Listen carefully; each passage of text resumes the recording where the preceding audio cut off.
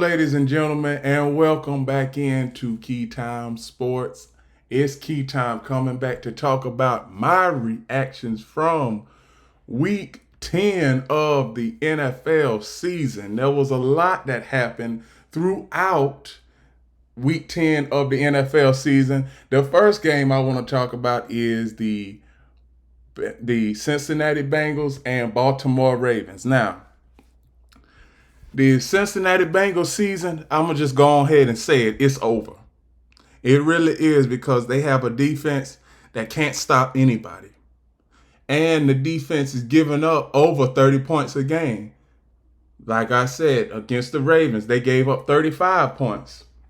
So, and you had Joe Burrow throwing the ball 56 times in a game like this. That only causes trouble when it comes to, and let's say, excuse me, the rushing game.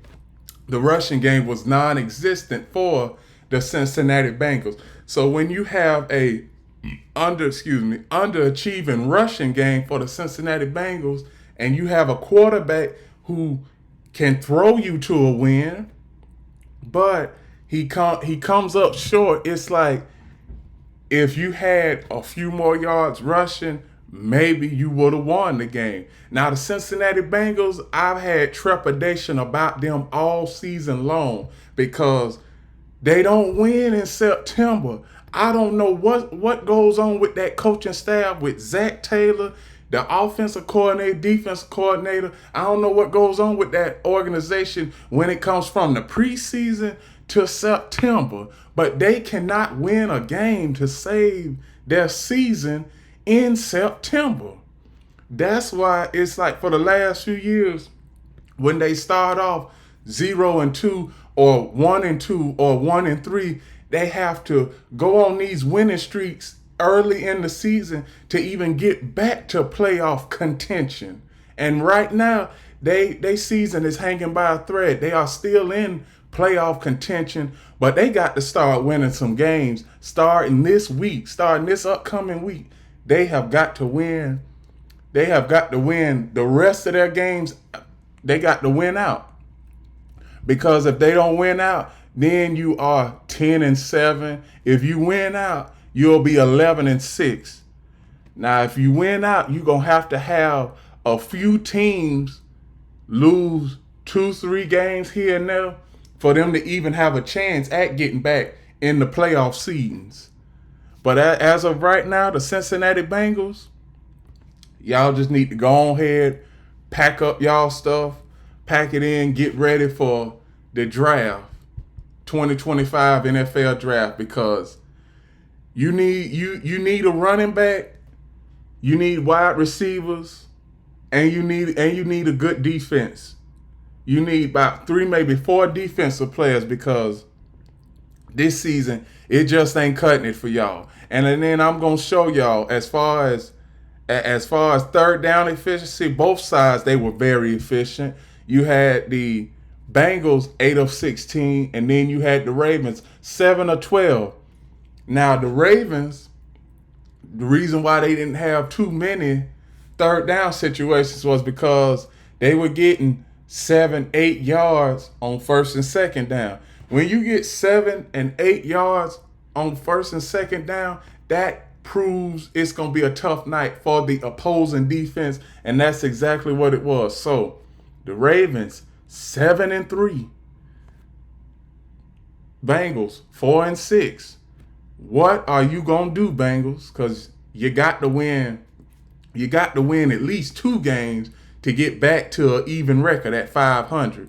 And then after that, you have to hope that 2, maybe 3 teams lose. So all in all, I believe it's too little too late for the Cincinnati Bengals. And that's all I have for the Cincinnati Bengals Baltimore Ravens game. The next game I want to cover is the New York Giants and the Carolina Panthers. Now, is Carolina as bad as we thought? Or is the Giants, are they just, or is the Giants can't get out of their own way? I believe the Giants can't get out of their own way because like I said, like when it comes to Daniel Jones, you've had a 6-year sample size New York Giants. What else is there to see? Outside of him having one good season and carrying y'all to the playoffs behind Saquon Barkley, because that's basically what the offense was that year when they went to the playoffs. Run the ball, keep it close, and let's have and Daniel Jones throw about 3 or 4 touchdown passes. That's what the playbook was for that year when they went to the playoffs. Now, since it's been 2-3 years since they haven't made it to the playoffs, now it's time for the owner of the Giants, John Mara, to have some decisions with his GM and with the guys in the draft room. Do they go and get another quarterback? From what I'm hearing speculations that Shedeur Sanders might go to the New York Giants, but that's only if Deion Sanders doesn't have nothing to say about that, because Deion Sanders said that he doesn't want any of his sons playing in a cold weather climate. So the Giants, they might have to look for another quarterback and leave Shedeur alone. But back to the game. Daniel Jones, 22 of 37, 190 yards, 0 touchdowns, 2 interceptions. One play that I saw in this game that I can't really understand, why would they call this 3rd down and 1 and you call a flea flicker? I mean, come on, Giants. I'm like, run the ball, get the 1st down, and then if you want to try a flea flicker, you can try it. But what makes it so bad is that it was 3rd and 1. They tried the flea flicker. You had 2 receivers wide open. Nobody was within 15 yards of them. And Daniel Jones takes a sack. I mean, this guy, he came from Duke.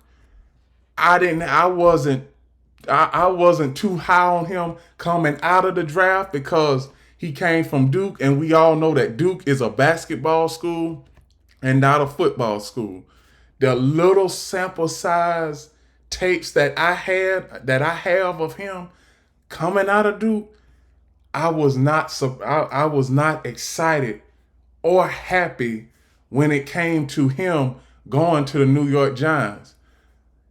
And as of right now, I believe that the Giants, they got to put some trade offers on the table as far as Daniel Jones. Is Daniel Jones even tradable at this point? Since you gave him a 6-year contract and he's already in year 3 of that 6-year contract. So the Giants, they have a lot of things to go over. They need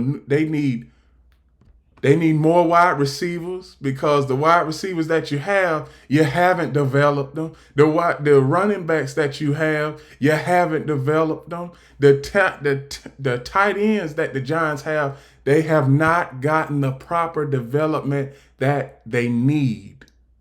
They haven't. So the New York Giants, they are stuck between a rock and a hard place right now. That's all. They are stuck between a rock and a hard place. Now, as far as the Carolina Panthers, I had them winning 3 games this season, and they have won the 3 games. And now, when it comes to these Panthers, maybe they look better than we thought. 3-7, maybe they can win 2, maybe 3 more games. But outside of all of that, here is the 3rd down efficiency for the New York Giants and Carolina Panthers. It's both are the same, because both of these teams are in the same boat. But the Giants, they are in a much deeper boat of bad and awful play than the Panthers. The Panthers, we expect for them to be bad, but the Giants, really, we wasn't expecting them to be bad like this. So That's all I have for the Giants and the Panthers game. The next game I want to talk about is the New England Patriots and the Chicago Bears.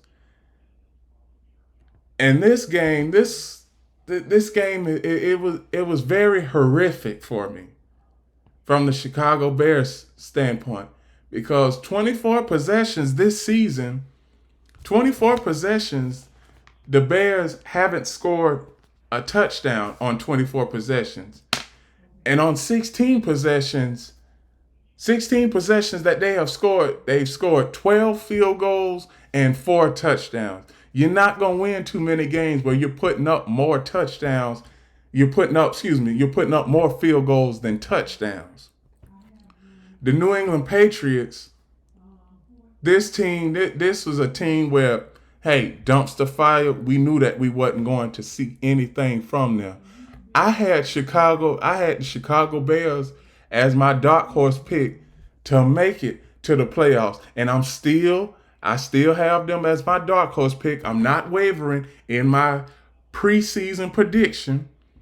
But Caleb Williams, the offense and the defense, they have got to improve. They really have got to improve, because who knows?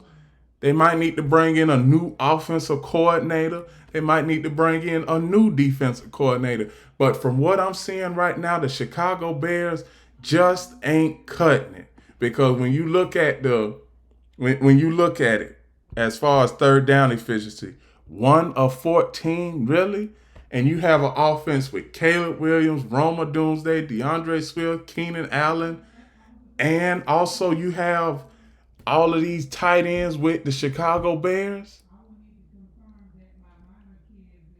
I just don't see that. I just don't see it. That's why I think the Chicago Bears, they will not be able to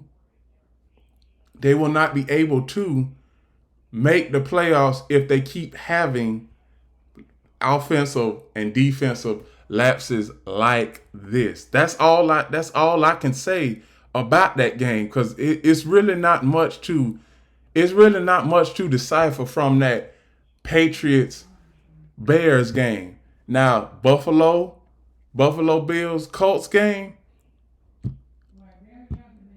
I said that the Buffalo Bills would win this game. Now, the Colts in this situation, Joe Flacco, he had a bad game as far as interception wise. He threw 3 ill-advised interceptions. Josh Allen, he was 22 of 37, 280 yards, 0 touchdowns, and 2 interceptions. He also threw 2 interceptions, Josh Allen did. But when it comes to the rushing game, they had the same amount of yards, but the Colts, they just kept turning the ball over.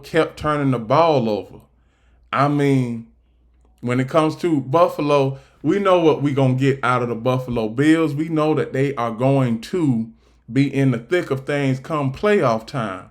But with the Colts, they are young, upcoming team, a wild card team at best, and they're having lapses like this. They won't be able to win another game or even get to the playoffs if they keep having games like this.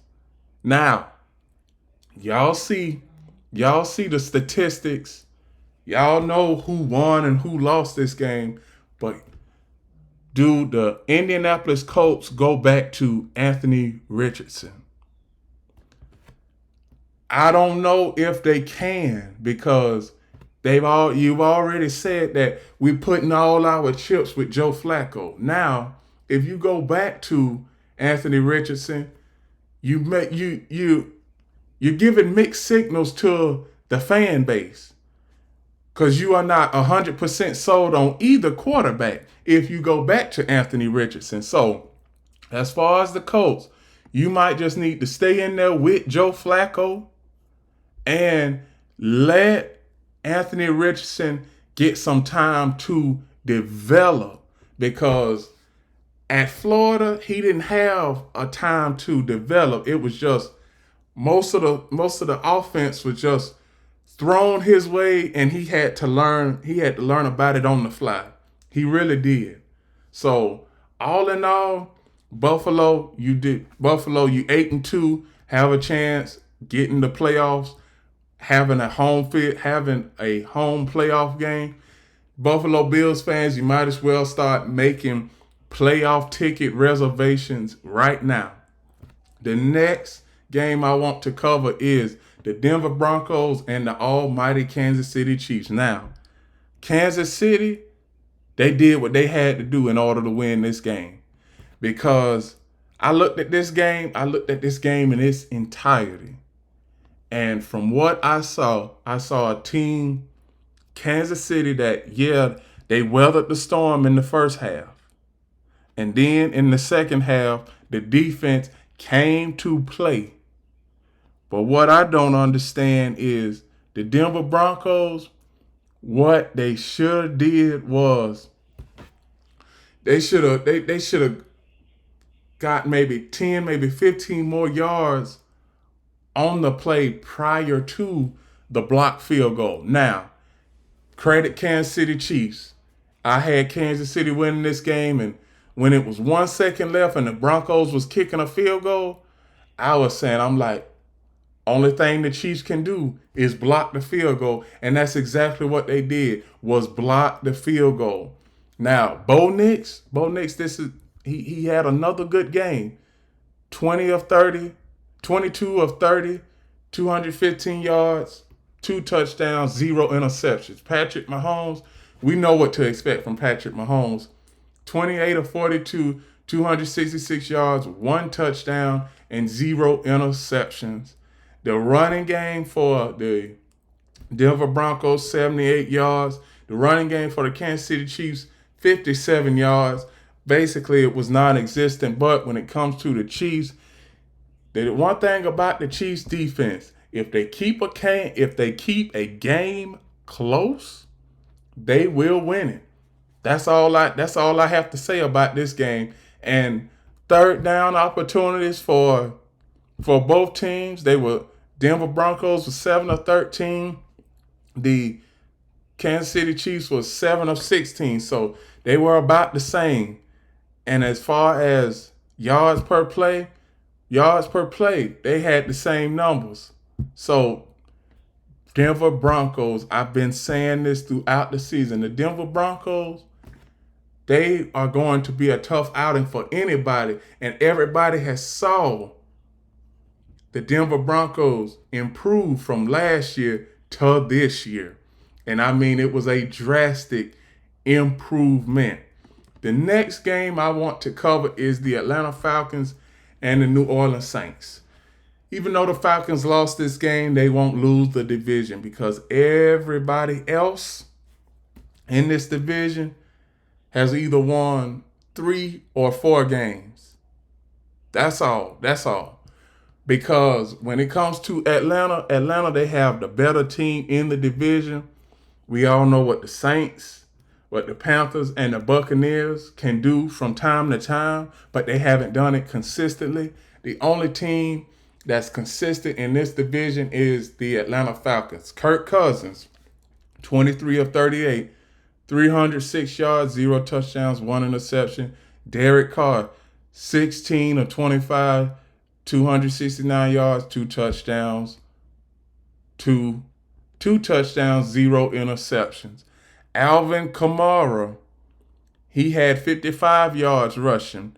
Bijan Robinson had 116 yards rushing. The running game for the New Orleans Saints was basically non-existent. The Atlanta rushing game was all the way there. It was just turnovers. Turnovers killed the Atlanta Falcons in this game. It really did. Because when you look at it, Falcons had 3 turnovers, and let me tell you, the Saints, they scored off of all 3 turnovers. So that is why the Saints won this game. Now, third down efficiency, both teams were bad on third down. 5 of 14 for the Atlanta Falcons, 5 of 13 for the New Orleans Saints. And also, when it comes to fourth down, Falcons were 1 of 2, Saints were 0 of 1.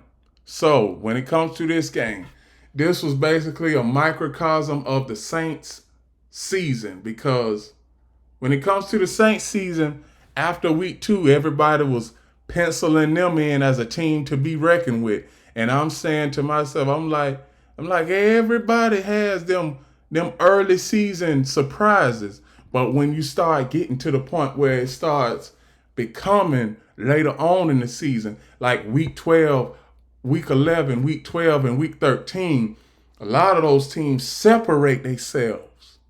Now you see where what the Saints have done, and we all know who the Saints are really now. They are just a team that's going through the motions at this point. That's all. Just going through the motions. The next game I want to cover is the San Francisco 49ers and the Tampa Bay Buccaneers. Now, Baker Mayfield had a decent game in this game. 18 of 29, 116 yards, 1 touchdown, 0 interceptions. Brock Purdy, 25 of 36, 2 touchdowns, 0 interceptions, 353 yards. So, rushing game for the 49ers, 75 yards. Decent, okay. Tampa Bay, 110 yards rushing. Then you see their wide receivers. Wide receivers for the 49ers had a good game. For the Buccaneers, not so much. And then you look at third down efficiency. Both teams were in the same boat. 5 of 11 for the 49ers on third down, 5 of 14 for the Tampa Bay Buccaneers on third down. And when it comes to fourth down, 49ers didn't have to attempt any fourth downs. The Buccaneers attempted 1 fourth down and converted on that fourth down play. Now the 49ers are 5-4. Currently, they have a chance at making the playoffs or getting to a wild card or getting in the wild card. The Buccaneers 4-6.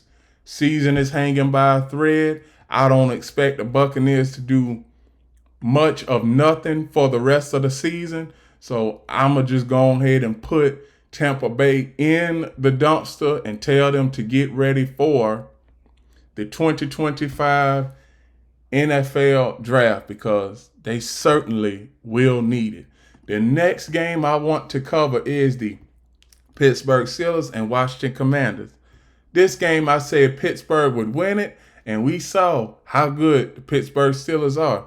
Russell Wilson, 14 of 28, 195 yards, 3 touchdowns, 1 interception. He had a very efficient day. Jaden Daniels, 17 of 34, 202 yards, 0 touchdowns, 0 interceptions. And I'm pretty sure a lot of people are saying, well, where did these points come from? I'm going to tell you where those 27 points came from with the Washington Commanders. Austin Ekeler scored 2 touchdowns.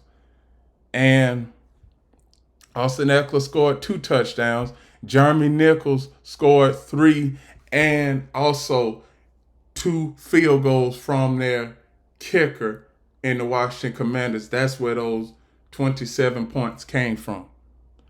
Now, as far as the Pittsburgh Steelers is concerned, I knew that this is the type of game that they were going to win, because when you look at it on third down, I'm going to go right to it.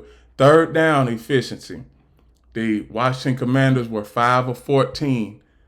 Also, Steelers, 7 of 16 on third down. Fourth down conversions, the Commanders were 0 for 1, and that fourth down play, it proved costly because they would ultimately lose the game on that play. So the Pittsburgh Steelers are in the thick of things.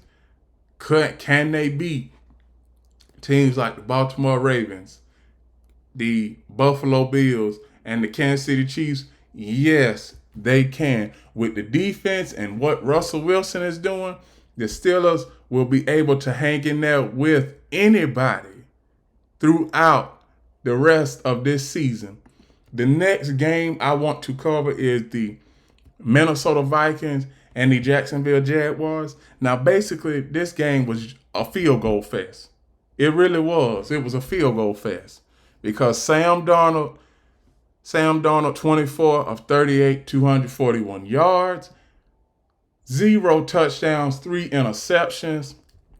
Mac Jones, 14 of 22, 111 yards, 0 touchdowns, 2 interceptions. The rushing game for the Jaguars was non-existent at 56 yards rushing. The rushing game for the Minnesota Vikings, 169 yards rushing. So, Jaguars, we already know what the Jaguars are. They're just a team that are going through the motions right now. The Vikings, are they a team that can make some noise in the playoffs? Yes. Will they win in the playoffs? I don't think so, because Sam Darnold, you can't trust Sam Darnold in the playoffs. And Sam Darnold, this will be his first time going to the playoffs if the Vikings are fortunate enough to win a few more games and get to the playoffs. So all in all, this game was basically hard to watch because for about 3.5 quarters, there was no offensive fireworks. So if you're an offensive guy, this was basically not your game. But if you are a defensive guy, this was the game to see. So Minnesota, they still have a chance. Jaguars, start getting ready for the 2025 NFL draft. That's what they need to do. The next game I want to cover is the Tennessee Titans and the Los Angeles Chargers. Los Angeles Chargers, I already got them penciled in for a playoff spot. Justin Herbert, 14 of 18, 164 yards, 1 touchdown, and 0 interceptions. The rushing game for the Chargers, 145 yards rushing. The Tennessee Titans rushing yards, 132 yards rushing. But like I said, it's always, when it comes to the Titans, they are led by the turnover machine. That is Will Levis. Now, Will Levis, he didn't throw an interception this game, but third down conversions. The Titans were 3 of 9. The Chargers were 4 of 10. But the Chargers won this game strictly off of big plays. That's all. They won it strictly off of big plays. When you have a team that's averaging 5-6 yards per play, it's putting the defense in a tough position because they don't know whether to stop the run or stop the pass. And you see the Titans throughout the season, they really haven't had too much consistency at the quarterback position, at any of their positions. They really haven't had too much consistency. So the Chargers, 6-3 right now. If they win, I'm going to say if they win 3 more games, they will have solidified a playoff spot in the wild card round. And that's as far as I see the San Diego Chargers going. The next game I want to cover is the Philadelphia Eagles and the Dallas Cowboys. Now, the Dallas Cowboys, 3-6. Jerry, just go ahead and let's just throw in the towel. Let's just throw in the towel on this season. Yeah, Jerry, throw in the towel, because I've thrown in the towel on this season. Eagles, 7-2. They have a Thursday night matchup coming in 2 days with the Washington Commanders for the sole possession of the NFC East. Whoever wins that game will win the NFC East. So, Cowboys season is over with. I'm wearing my Cowboy colors today with pride. But I knew that this was going to be one of those seasons. One of those seasons where we couldn't get it in the gear and couldn't get on a winning streak. I mean, the stats in this case for the Cowboys are, I don't even bother. I don't even bother like reading them out loud because that is how bad this game was. This game was over. This game was over at halftime because the Eagles, it was 14-6 Eagles, and I was saying to myself, I'm like, Cowboys, they can't score. They just can't. And you saw what Cooper Rush did, and you saw what Trey Lance did. And credit to Saquon Barkley. Saquon Barkley, he had a good game. I mean, third down efficiency, even though they converted the same amount of third downs, the Eagles won this basically off of big plays in the game. That's all.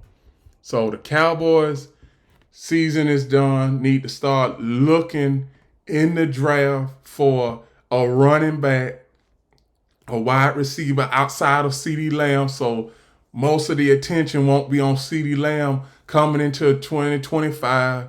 Also, they have got to improve that defense. You got to have some run stuffers and some guys that can get some sacks. That's what you got to do.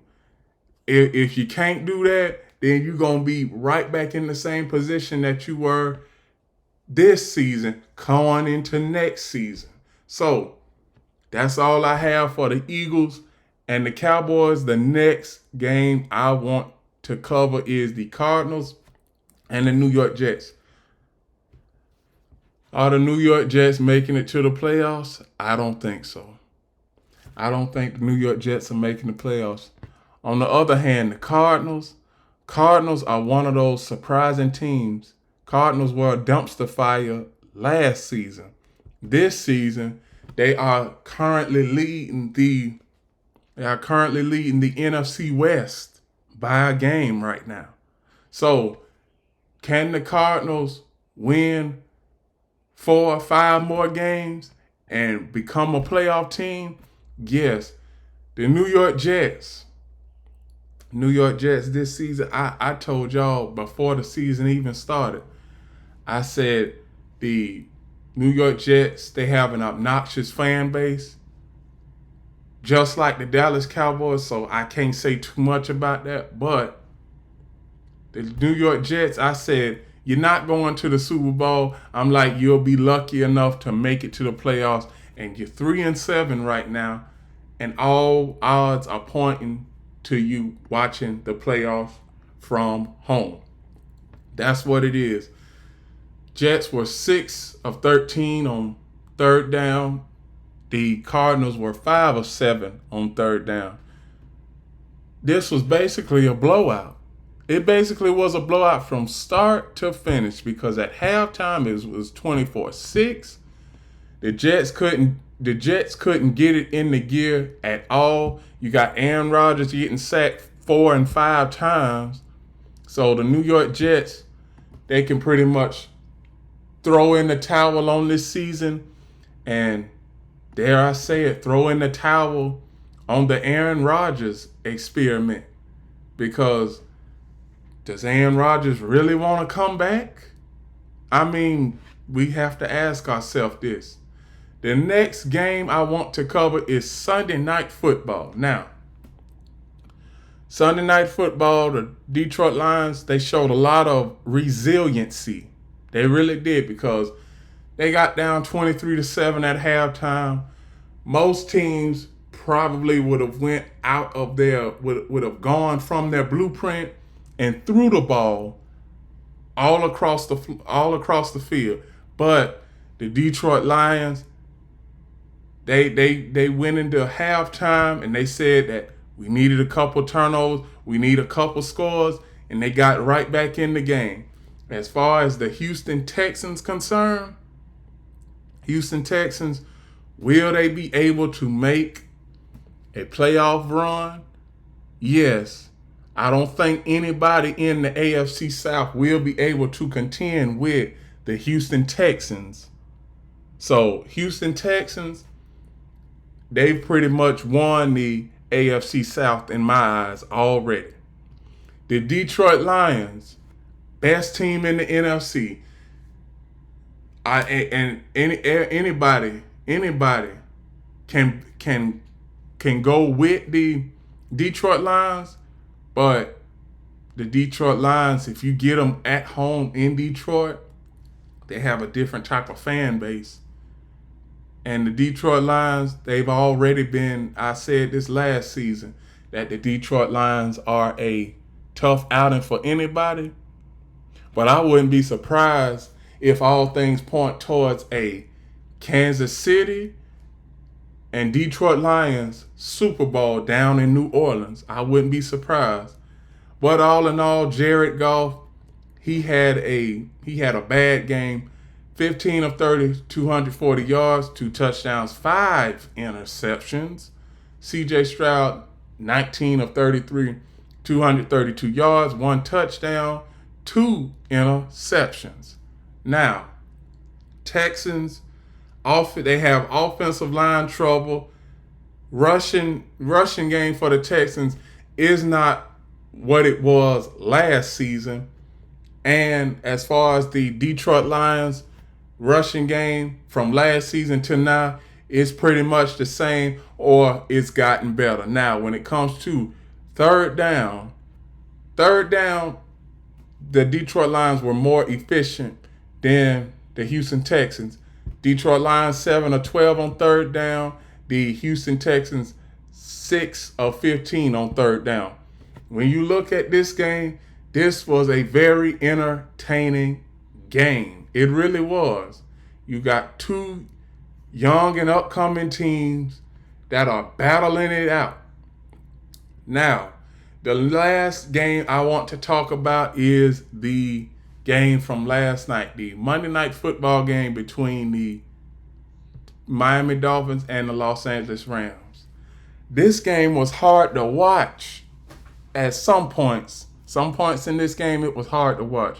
But you got Tua Tagovailoa, 20 of 28, 207 yards, 1 touchdown, 1 interception. Matthew Stafford, 32 of 46, 293 yards, 0 touchdowns, 1 interception. Now, the offense for the Rams, the rushing game in particularly, was non-existent. It only had 70 yards. Miami's rushing game didn't do much better, 76 yards. No, 67 yards, excuse me.